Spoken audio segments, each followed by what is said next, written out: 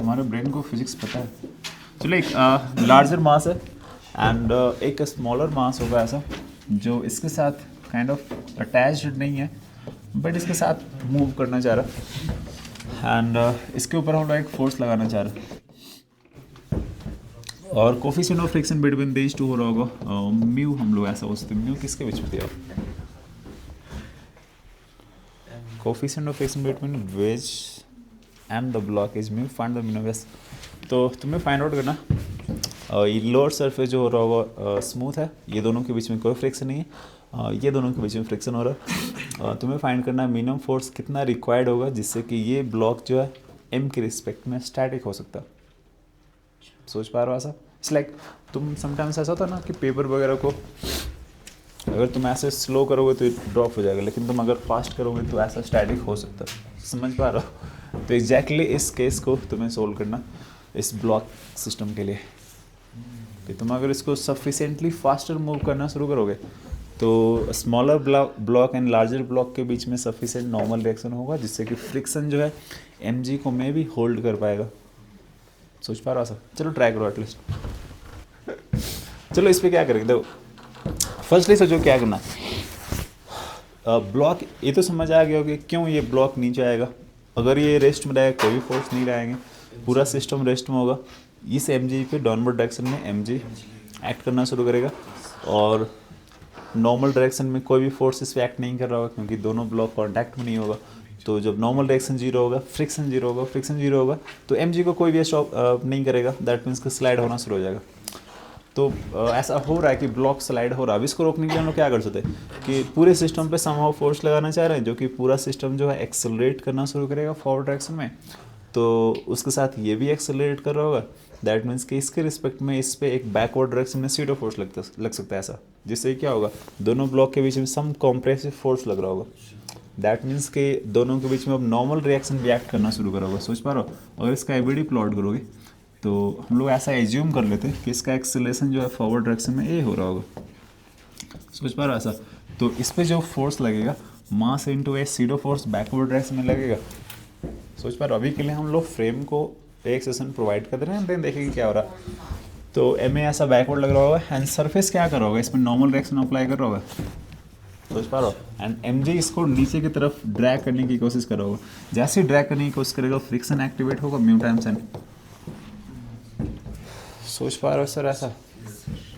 तो हम लोग क्या पर्पस, हम लोग क्या करना चाह रहे हैं कि समहाउ अगर ये डाउनवर्ड डायरेक्शन का फोर्स अगर ये दोनों आपस में बैलेंस हो गया, ये हम लोग चाह रहे हैं ना बेसिकली। सोच पा रहे हो ऐसा कि अगर डाउनवर्ड डायरेक्शन का फोर्स बैलेंस हो गया, या सिंपली हम लोग ये बोल सकते तुम और भी ज़्यादा प्रिसाइज वे में सोल्व करना चाह रहे हो तो ये आइडिया सही नहीं है। हम लोग सिंपली ये बोल पाएंगे कि जो भी फ्रिक्शन या लिमिटिंग फ्रिक्शन हो रहा होगा अगर ये larger than equals to m होगा तो ब्लॉक मूव नहीं करेगा कभी। सोच पा रहा? थोड़ा फैंसी वे में मैथमेटिकल आइडिया से रिप्रेजेंट करना चाह रहा है और कुछ भी नहीं है। तो ये mu times N greater than equals to m ऐसा हो रहा होगा। सोच पा रहा सर? तो अब जो एन हो रहा है, एन हम लोग के पास पता है ना कि अगर ये दोनों बीच में कुछ ऐसा मोशन नहीं हो रहा, रिलेटिव मोशन नहीं हो रहा, दैट मीन्स कि दोनों जो फोर्स होगा आपस में बैलेंस होगा। तो नॉर्मल रिएक्शन एंड एम आपस में बैलेंस हो रहा होगा। सोच पा रहे हो? अगर हम लोग इसको फ्रेम ऑफ रेफरेंस कंसिडर किए तो इसके रिस्पेक्ट में ये ब्लॉक तो मूव नहीं कर रहा होगा ना। तो इसके रिस्पेक्ट में अगर फोर्स देखना चाह रहे हैं तो इस पर एक सीडो फोर्स लगाता है क्योंकि जैसे ही सीडो फोर्स अप्लाई किए ऑलवेज हम लोग नॉन इनर्शियल फ्रेम के रिस्पेक्ट में देखते हैं। एंड ये नॉर्मल रिएक्शन रियल फोर्स है जो कि किसी भी फ्रेम में लगता है। दैट मीन्स कि नॉर्मल रिएक्शन जो हो रहा होगा एम ए के बराबर हो रहा होगा। तो म्यू टाइम्स एम ए ऐसा बोल सकते हो, ये ग्रेटर देन होना चाहिए एम जी। एम कटेगा, एक्सेलरेशन क्या होना चाहिए, ये सोच पा रहा ऐसा? तो अभी इतना कंप्लीट नहीं हुआ, और भी चीज़ करना पड़ेगा। बट इतना आइडिया सर समझ में आया कि ब्लॉक अगर मूव नहीं करेगा with respect to larger block, that means कि ये सब कंडीशन हम लोग को सोचना पड़ेगा। लो सर, या किसी को नहीं समझ आ रहा है कि क्या हुआ इसमें? नेक्स्ट हम लोग का क्या पर्पस है कि समहाउ हम लोग कैलकुलेट करना चाह रहे हैं कि सिस्टम जो है जिसको हम लोग फ्रेम कंसीडर करना चाह रहे थे नॉन इनर्शियल फ्रेम, उसका एक्सेलरेशन क्या। अगर एक्सेलरेशन पता हो जाएगा पुट अप करेंगे सम फोर्स का वैल्यू आ जाएगा, राइट। तो इसके लिए क्या करोगे, क्योंकि लोअर जो सरफेस है ये फ्रिक्शन लेस है और हम लोग पूरा सिस्टम का एक्सेशन, क्योंकि ये ब्लॉक भी इसके साथ मूव करना चाह रहा होगा, तो ये जो फोर्स होगा दोनों ब्लॉक का मोशन के लिए रिस्पॉन्सिबल होगा। सोच पा रहा ऐसा, क्योंकि दोनों एजेस टुगेदर मूव कर रहा होगा। तो फॉरवर्ड डायरेक्शन का force is equals to mass into acceleration. क्यों ऐसा हो रहा है, क्योंकि हम लोग के पास कोई बैकवर्ड डायरेक्शन का फोर्स नहीं है अपोज करने के लिए, सरफेस जो हो रहा होगा फ्रिक्शन लेस हो रहा होगा। तो ए यहाँ से क्या आ रहा होगा, F m a plus m, है ना। तो हम लोग जस्ट अभी क्या सोल्व किए, जो ए जो होना चाहिए ये ग्रेटर देन इक्वल्स टू क्या होना चाहिए, जी बाई म्यू होना चाहिए। तो ए आ गया था, उसको greater than equals to g by मैंने म्यू कर दिया, तो एफ क्या होगा, greater than equals to g by mu. और ये m plus m positive quantity है तो इसको क्रॉस मल्टीप्लाई कर दिया और ये तुम्हारे पास फोर्स के लिए कंडीशन आ गया। दैट मीन्स कि एफ मिनिमम होने के लिए क्या करना पड़ेगा, G by mu into M plus M होना चाहिए। तो फोर्स क्योंकि इससे लार्जर होना चाहिए या इक्वल होना चाहिए। तो ये तुम्हारे पास रिक्वायर्ड कंडीशन हो रहा है कि अगर ब्लॉक को स्टैटिक रखना लार्जर ब्लॉक के रिस्पेक्ट में, देन मिनिमम इतना फोर्स लगाना पड़ेगा। एंड तुम्हें एवरीथिंग ग्राउंड के रिस्पेक्ट में ऑब्जर्व करना है इस सिस्टम के बारे में। देन क्या करोगे, अगर तुम ग्राउंड के फ्रेम में ऑब्जर्व करना शुरू करोगे, यहाँ पे एक ऑब्जर्वर बैठा हो। ऑब्जर्वर कैसा होता है, सब में इसके पास बॉडी है, पैर है और इसको ऑब्जर्व करना चाह रहा है। तो इसको क्या फील होगा कि जितना एक्सेशन से ये ब्लॉक फॉरवर्ड, अगर ये एक दूसरे के रिस्पेक्ट में मोशन नहीं कर रहा होगा, तो पहली बात कि इसको एम जी एंड फ्रिक्शन जो है ये नॉन इनर्शियल फ्रेम के रिस्पेक्ट में नहीं लगता है, इनर्शियल फ्रेम के रिस्पेक्ट में भी लगता है। ये रियल फोर्स हो रहा है, सोच पा रहे हो। सिर्फ और सिर्फ सीडो फोर्स जो होता है नॉन रियल फोर्स है, बाकी जितना भी है सब रियल फोर्स हो रहा है। तो तुम ग्राउंड पर हो गए, किसी नॉन इनर्शियल फ्रेम में हो गए, ऑलवेज एम जी देखिएगा, ऑलवेज फ्रिक्शन देखिएगा, सोच पा रहे हो। तो अब देखो इसको क्या नजर आएगा कि जो भी ए सिस्टम फॉरवर्ड डायरेक्शन में मूव कर रहा उसके लिए तो हम लोग सम फोर्स लगा रहे हैं हॉरिजॉन्टल डायरेक्शन में, बट ये स्मॉलर ब्लॉक क्यों मूव कर रहा होगा, स्मॉलर ब्लॉक भी लार्जर के साथ मूव कर रहा है ना सर। जो भी ग्राउंड पे ऑब्जर्वर होगा उसको तो नो आइडिया कि सीडो फोर्स क्या हो रहा है, तो देखिएगा बस आगे जा रहा। तो अगर इस पर एफबीडी प्लॉट करने की कोशिश करोगे तो इस पर एक नॉर्मल रिएक्शन ये अप्लाई कर रहा होगा, लार्जर ब्लॉक स्मॉलर ब्लॉक के साथ कॉन्टैक्ट में होगा। दैट मीन्स कि स्मॉलर ब्लॉक पे एक नॉर्मल रिएक्शन फॉरवर्ड डायरेक्शन में लग रहा होगा, एंड ये नॉर्मल रिएक्शन के कारण ही तो फॉरवर्ड एक्सेलरेट कर रहा होगा, सोच पा रहे हो।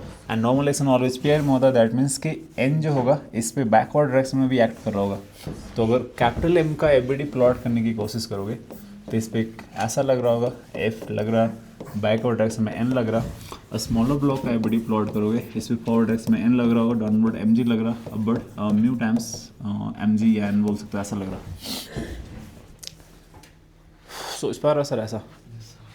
एंड अब नेक्स्ट क्या करना है, क्योंकि अगर इस ब्लॉक को डाउनवर्ड स्लाइड ओवर नहीं करना है तो दैट मीन्स कि ऑब्जर्वर को क्या फील आ रहा होगा कि जितना एक्सेशन कैपिटल एम का उतना ही एक्सेशन स्मॉल एम का हो रहा होगा हॉरिजॉन्टल डायरेक्शन में। तो हम लोग ऐसा एक इक्वेशन लिख पाएंगे। फर्स्ट इक्वेशन है स्मॉलर ब्लॉक के लिए कि normal reaction on the smaller block force is equals to mass into acceleration. सोच पा रहा ऐसा। सेकेंड इक्वेशन क्या पाएगा, क्योंकि जो लार्जर ब्लॉक है ये भी एज ए टुगेदर मूव कर रहा, तो इसके लिए तुम क्या बोल पाओगे कि जो भी इस पर फॉरवर्ड डायरेक्शन में फोर्स लग रहा था, फोर्स माइनस नॉर्मल डायरेक्शन जो कि बैकवर्ड डायरेक्शन में लग रहा होगा, और इसका भी एक्सेलरेशन सेम हो रहा, तो कैपिटल एम टाइम्स ए, कैपिटल एम टाइम्स ए, ये इक्वेशन 2 आ रहा होगा। इतना सोच पा रहा हो। हम लोग इंडिविजुअल ब्लॉक का एफबीडी प्लॉट किए एंड देन उसके बारे में फोर्स ऑब्जर्व करना चाह रहे हैं, देन एक्सेलरेशन के बारे में ऑब्जर्व करना चाह रहे हैं। थर्ड कंडीशन क्या हो सकता है कि नॉर्मल रिएक्शन इनटू म्यू जो होगा, ये जो फ्रिक्शन होना चाहिए ये क्या होना चाहिए, अगर mg से लार्जर या इक्वल हो गया तो ये ब्लॉक मूव नहीं करेगा डाउनवर्ड डायरेक्शन में। हम लोग यही चाह रहे हैं ना कि ब्लॉक जो है डाउनवर्ड डायरेक्शन में मूव ना करे। दैट मीन्स कि दोनों के बीच में जो लिमिटिंग फ्रिक्शन है, ये लिमिटिंग फ्रिक्शन आ रहा होगा। लिमिटिंग फ्रिक्शन अगर mg से ज़्यादा हो गया दैट मीन्स कि mg उस फोर्स को ओवरकम नहीं करेगा, ब्लॉक कभी मोशन में आएगा ही नहीं। सोच पा रहा हो। तो ग्राउंड के रिस्पेक्ट में इतना सारा ऑब्जर्वेशन हो रहा। ओके, इसको नोट भी करना क्या, चलो जल्दी से नोट करवा करना।